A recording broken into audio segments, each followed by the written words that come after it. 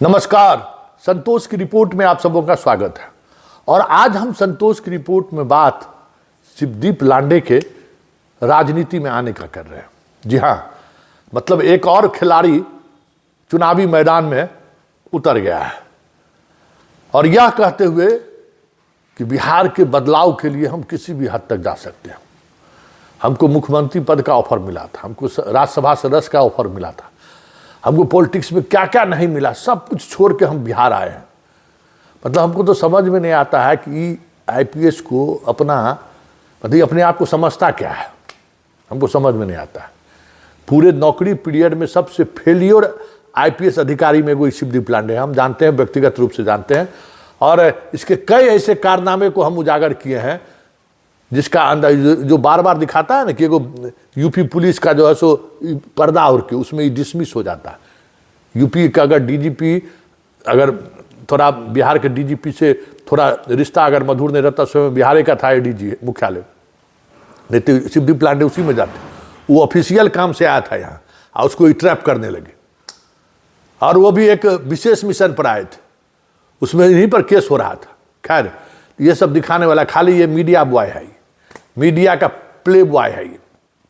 लेकिन बड़ा सवाल ये है कि आखिर इस बिहार में रखा क्या है। उस बिहार में जहां हर किसी को मालूम है कि राजनीति के मामले में बिहार को आप लपेटे में नहीं ले सकते हैं। बिहार का हर बच्चा बच्चा पॉलिटिक्स समझता है।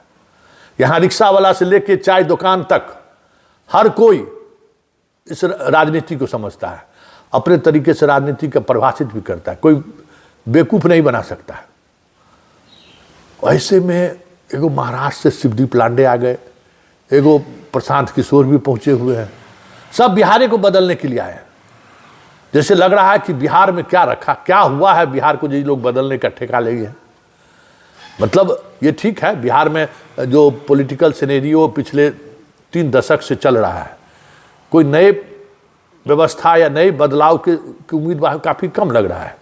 एक खास गठबंधन है जिसके इधर जाने से उसकी सरकार बन जाती है, इधर आने से उसकी सरकार बन जाती है, और सब कुछ नीतीश कुमार के अनुसार चल रहा है 2005 से लेके, और उससे पहले लालू यादव के अनुसार चल रहा था। ये चीज़ें चल रही हैं। मतलब 90-91 से लेके 2025 तक बिहार की राजनीति एक खास मतलब कह सकते हैं कि फ्रेमवर्क में चला आ रहा है। लेकिन बड़ी बात यह है कि शिवदीप लांडे रहने वाले महाराष्ट्र के, ससुर जी इनके विधायक वहाँ के, जबकि इनका एसपी के रूप में बहुत जिलों में पोस्टिंग भी नहीं हुई है। बिहार को अभी 1 महीना से, हाँ देखे हैं कि कुछ पत्रकारों को लेकर ही घूमे हैं बिहार में। अच्छी बात है, बिहार को समझने के लिए बिहार घूमना चाहिए।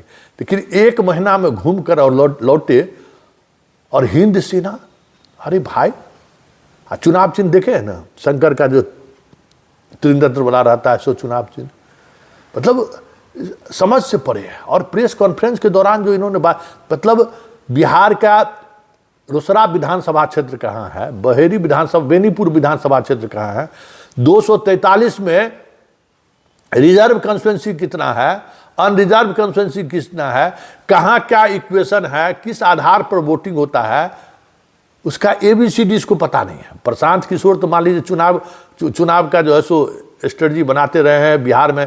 कई चुनाव उन्होंने 2015 का चुनाव में तो बूथ लेवल तक वो अपने कार्यकर्ताओं को उतारा, मतलब अपने पेड स्टाफ को उतारा था, तो उनके पास डाटा आंकड़ा होगा। वो बिहार को समझते भी, पदयात्रा भी किए तो बहुत कुछ समझे, बहुत सारे लोगों को जोड़े भी। ये तो 1 महीना में बस 4 गो पत्रकार को लेकर घुमा ये आदमी। और कोई गाँव ने वही यूथ हॉस्टल, कॉलेज, इन सब जगहों पर घूमा और सीधे उतर गया कि हम राजनीति करने जा रहे हैं और हम 243 सीट पर चुनाव लड़ेंगे। और वो 243 सीट पर जो उम्मीदवार चुनाव लड़ेगा, वो समझिए कि वो उम्मीदवार सिर्फ देखने के लिए है। वहाँ सब जगह शिवदीप लांडे लड़ेगा। भाई शिवदीप लांडे क्या है, जवाहरलाल नेहरू कि नरेंद्र मोदी, कौन चीज़ है भाई? आप राजनीति में आपका क्या योगदान है? और या फिर आप एक आईपीएस अधिकारी रहते हुए बिहार में आपका क्या योगदान है, ये बताइए। कोई योगदान हो तब ना कि भाई 15 बरस 20 बरस तक बिहार में सर्विस आप किए हैं, और आपने बहुत बेहतर परफॉर्मेंस दिया है, जनता के लिए आप खड़े हुए हैं, तो एक बात है, तब आप चुनावी मैदान में आ सकते हैं। लेकिन आप दिए क्या है, हमें ये समझ में नहीं आ रहा है कि आखिर शिवदीप लांडे जी किस बिना पर राजनीति में आना चाहते हैं। क्या इसके पीछे कोई दूसरा मकसद तो नहीं है? क्या इसके पीछे कोई और खिलाड़ी तो मौजूद नहीं है?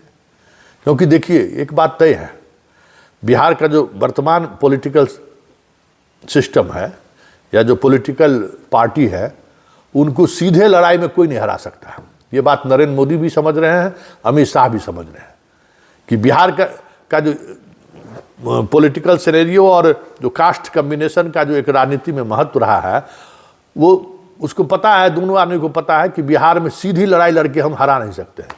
पिछले बार चिराग मॉडल का इस्तेमाल किए थे ये, तो नीतीश कुमार कमजोर हुए, तो तेजस्वी बढ़ गए आगे। मतलब एक कमजोर हुआ तो दूसरा बढ़ गया, और इस बार है कि दोनों कमजोर हो जाए और हम बढ़ जाए।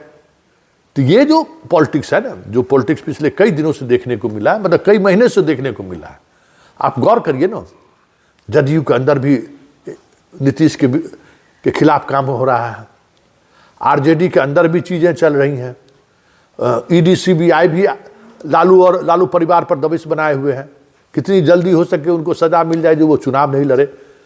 तो बिहार के सभी फ्रंट पर ईडी सीबीआई आईबी से लेके सब काम कर रहा है। मतलब आप समझिए ना कि जदयू साथ है ना अभी, फिर भी जदयू के मंत्री के खासम खास के यहाँ ईडी का रेड हो रहा है, खासम खास अधिकारियों के यहाँ रेड हो रहा है।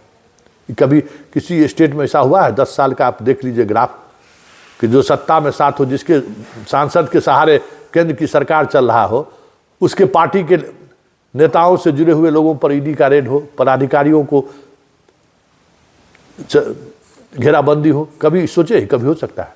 तो कुछ तो बात होगा, कुछ तो चीजें हैं, ये बात कुछ न कुछ है ना। ऐसे में शिवदीप लांडे का आना, हाँ, शिवदीप लांडे का आना, क्या आपको लगता नहीं कि मुंबई का जो कॉरपोरेट घराना है वो बिहार में कुछ साधना चाहते हैं कि 243 ऐसे उम्मीदवार का, आजकल तो सारा कुछ डाटा के आधार पर होता है और उसी डाटे के सहारे सब कुछ होता है। तो ये कुछ आपको अटपटा नहीं लगता है कि शिवदीप लांडे अचानक आए और पॉलिटिकल पार्टी का हिंद सेना, अरे सेना कोई पार्टी है भाई, है? और उसमें हम खाकी वर्दी, अरे खाकी वर्दी पहनकर आपके योगदान क्या है? क्या योगदान है इस प्रदेश में आपको? ये बताइए ना कि शिवदीप लांडे का क्या योगदान है इस प्रदेश में, पुलिसिंग के क्षेत्र में? कौन सा नक्सल प्रभावित इलाके का आप ऑपरेशन चला चुके हैं? यहाँ देखिए, यहाँ एक से एक पुलिस पदाधिकारी हुए और बहुत सारे डीपी ओझा तो अपने जमाने में जो कुछ भी थे, अंतिम दौर में शहाबुद्दीन के मुद्दे पर तो लोग, उनको गांव में लोग जान गया था। तब बेगूसराय चुनाव लड़े थे, 5000 वोट आया था, और वो भी माले के चुनाव चिन्ह पर। इसलिए जो कुछ भी आप देख रहे हैं ना, और जो दिख रहा है, वह संकेत है कि इस बार बिहार को, मतलब निशाने पर बिहार है, कि बिहार का जो पॉलिटिकल जो अपना एक समझदारी है ना, जिस वजह से बहुत सारी चीज़ों को बचा कर रखे हुए हैं, इस बार उसको तोड़ने की कोशिश हो रही है। और प्रशांत किशोर तो एक्सपोज हो चुके हैं कि किसके लिए काम कर रहे हैं। अब उनको सफाई देना पड़ रहा है कि हम बीजेपी के लिए काम नहीं कर पा रहे, तो नमाज पढ़ रहे हैं, तो ईद मना रहे हैं, तो सेवई खा रहे हैं, उनको पड़ रहा है ना। पहले ही चुनाव में वो एक्सपोज हो गए।